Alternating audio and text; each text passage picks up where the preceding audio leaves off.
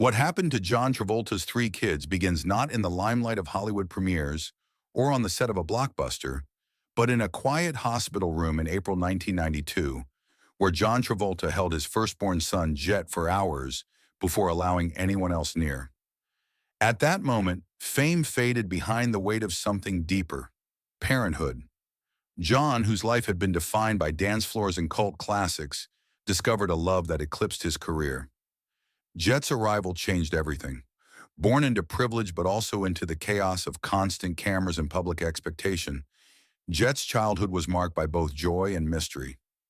The Travoltas chose to keep much of their son's life private, but glimpses revealed a child who struggled quietly with challenges that the public wouldn't fully understand until years later.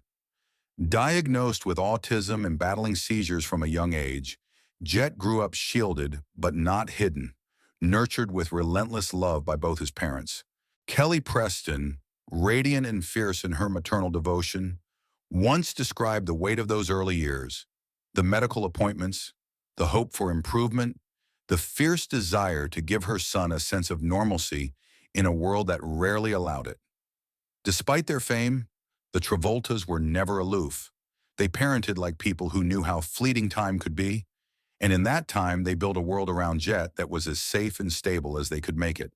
But fate, as it often does in Hollywood tales, had its own plans.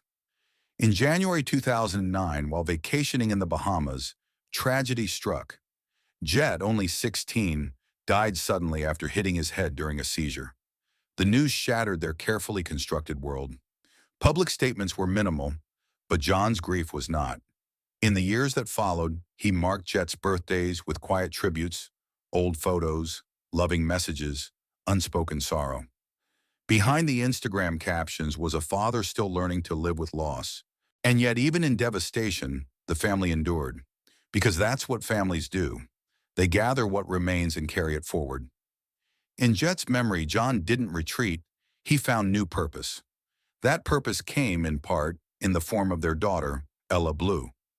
Born in April 2000, she entered a home that had already been transformed by both love and hardship.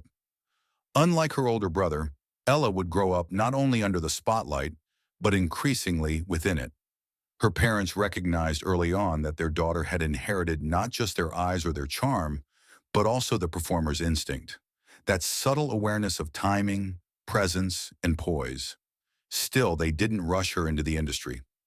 She spent her early years on sets and carpets, not as a prop, but as a participant, soaking in the rhythm of film life, watching her parents work, and building a quiet confidence. Her earliest appearances on screen weren't star turns, but subtle cameos, child-sized steps into a world she'd eventually embrace on her own terms. In 2009's Old Dogs, Ella shared scenes with her father, not for fanfare, but for family. It was a moment of continuity. Jet had passed just months before, and now Ella stood beside her father in a story about loss, love, and second chances. As she entered her teens, she began to carve her own path more assertively. The industry watched, curious whether she'd become another child actor trying to outrun a famous name. Instead, she became something rarer, a young woman choosing which parts of her legacy to honor and which to leave behind. Acting, yes, but also music, also fashion, also her own voice, distinct and clear. She was and is the keeper of her family's memory, the bridge between what was and what might still be. In interviews, her composure speaks volumes, not of media training, but of lived experience, the kind that comes from watching your family fall and get up again. Through Ella, the Travolta legacy took on a softer hue, less about spectacle, more about grace. And in the shadow of her brother's loss, she grew luminous, refusing to be defined by grief, yet never denying its place in her story. In the years following her quiet emergence into the public eye, Ella Blue Travolta evolved from the girl who stood beside her father into the woman quietly shaping the future of a family long marked by both adoration and loss. And that evolution did not come with fanfare, but with a slow, deliberate unfolding that mirrored her temperament, steady, thoughtful, and layered with an emotional intelligence beyond her years.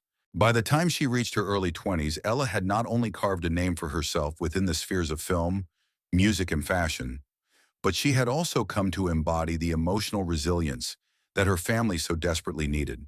She wasn't just continuing a legacy, she was reimagining it. After the heartbreak of losing her brother and later her mother, Ella's presence became less of a hopeful light and more of a lifeline. She kept the family orbit intact, not by force but by gravity, pulling her father and younger brother towards some semblance of rhythm, creating moments of normalcy through tradition, creativity, and unconditional warmth. She began to make more intentional choices in her career, choosing roles and collaborations that reflected not the fame she was born into, but the values and style she had refined on her own. Even in the midst of red carpets and premieres, she remained remarkably grounded, favoring substance over spectacle and emotion over image. Her artistic ventures became a form of dialogue between past and present, grief and growth.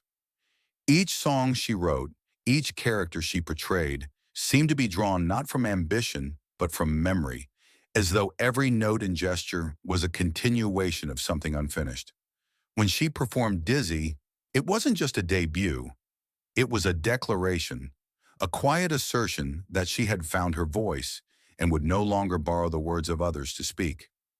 The track itself was modest in production, but rich in feeling, carrying with it the unmistakable signature of someone who had lived too much to sing shallowly. Her father, never one to overstep or dominate her path, supported from the wings, offering encouragement, not direction, presence, not pressure. And perhaps that was the greatest gift he gave her, the space to become not a version of himself or her mother, but something uniquely and defiantly Ella. Still, she never distanced herself from her family name. Instead, she carried it like a well-worn jacket, not flashy, not trendy, but warm and familiar, lined with stories only she knew how to tell. Beyond the arts, Ella's influence manifested in quieter, more intimate gestures. After Kelly's passing in 2020, the emotional nucleus of the household shifted, and it was Ella who rose to the occasion, not by becoming someone new, but by doubling down on who she already was, empathetic, attentive, present. She stepped in for her father when public appearances felt too heavy, helped her younger brother navigate adolescence without a mother, and found joy in the simplest moments, from baking holiday cakes to organizing family trips. Those watching from afar saw a young woman gracefully navigating fame. Those close to her knew she was holding a family together. Her ability to bridge her public persona with her private strength made her more than just a celebrity offspring. She became a symbol of continuity, the living embodiment of her mother's elegance and her father's heart. And though her achievements continued to pile up, music releases, fashion show debuts, acting milestones, she seemed unbothered by the spotlight's demands, embracing visibility on her own terms, and walking away from it when it no longer served her purpose. The Travolta family, which once seemed to orbit around John, had slowly reshaped itself around Ella's quiet center.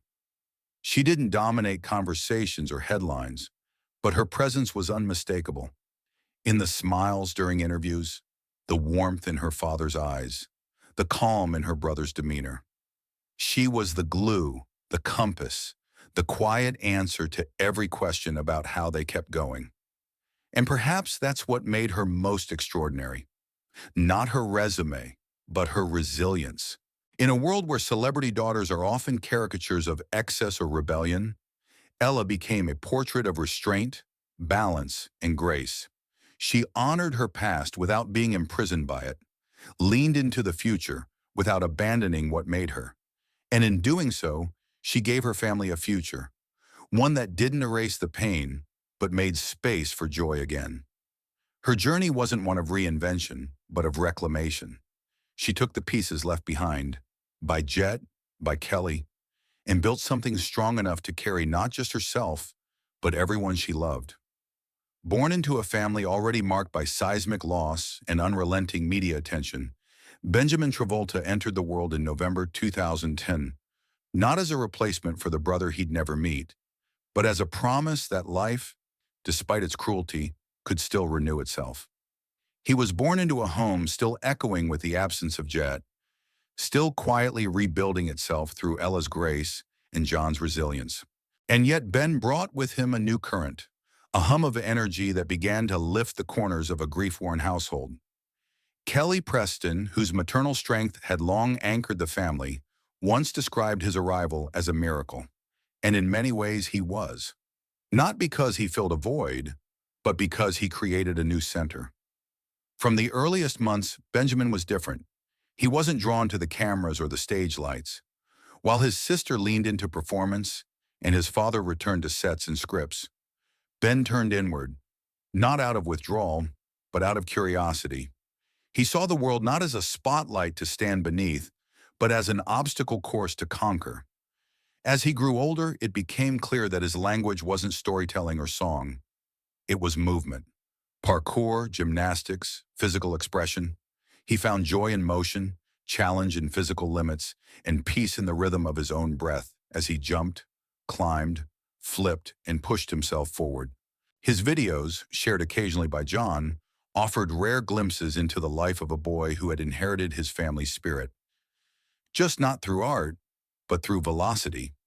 What made Ben's presence so powerful wasn't just his energy, but his intuition. He arrived at a time when the Travolta family desperately needed joy that wasn't forced, a rhythm that wasn't scripted. Kelly and John, already older parents, embraced their second chance at raising a child with a tenderness that came not from naivety, but from lived experience. They didn't smother Ben in expectations. They observed him, let him move, let him fall and get back up again. In their quiet, protective love, Ben flourished, but even that warmth couldn't stop the clock. In 2020, Ben faced a loss that would reframe his entire childhood. His mother, Kelly, passed away after a long, private battle with breast cancer. For most of the world, it was another celebrity tragedy. For Ben, it was the end of his safe place. He was 9, just old enough to understand permanence, but too young to make sense of absence. And in that fog of mourning, he turned to the only parent left. John, now a widower and single father, became more than a dad. He became Ben's axis, the person who made life feel navigable again. They began doing everything together: birthdays, Christmas, ordinary meals, and faraway trips. Not out of routine, but out of survival. For John, fatherhood had always been the privilege of his life. After losing Jet, it had become his purpose. After losing Kelly, it became his promise. A vow that Ben would never feel alone, no matter what the world took from them next. One of the most haunting moments came not in public, but in private, when Ben, still processing his mother's passing, asked his father if he too was going to die. It was an honest question, from a boy who had already buried too many certainties. And John, instead of dodging it, told him the truth. Not the brutal version, but the human one. He explained that no one knows how long they have, that life is a mystery, and that the only thing they can control is how deeply they live while they're here. That conversation, simple as it was, became a turning point. It didn't erase fear, but it gave it shape. It allowed Ben to start rebuilding again, to trust that the future, though unpredictable, could still be his. Over time, their bond only deepened. In 2023, they traveled together to Japan, flying in helicopters, hiking forests, feeding monkeys. Not because it was content for Instagram, but because it was life happening in real time. Ben's joy became John's oxygen. Watching his son grow into a young man of strength and empathy reminded him that despite everything, the Travolta family still had roots. Today, Benjamin remains the most private of the 3 Travolta children. He doesn't walk red carpets or headline magazine covers. He isn't chasing stardom. And yet, in his quiet strength and in the love he reflects back at his father and sister, he may be carrying the most sacred piece of the family's legacy: the ability to keep going. He is the second sunrise in a life that had already seen too many dusks. He doesn't need a spotlight. He lives in the real glow of a family that has learned the hard way what matters most. And in doing so, he has become a living reminder that healing isn't always loud or visible, or even fast. Sometimes it's just a boy on a jungle gym, finding his way back to joy. If you found this breakdown powerful and want more deep dives into the hidden lives of Hollywood's forgotten children, subscribe to our channel. Your support brings these invisible stories to light. Thanks for listening.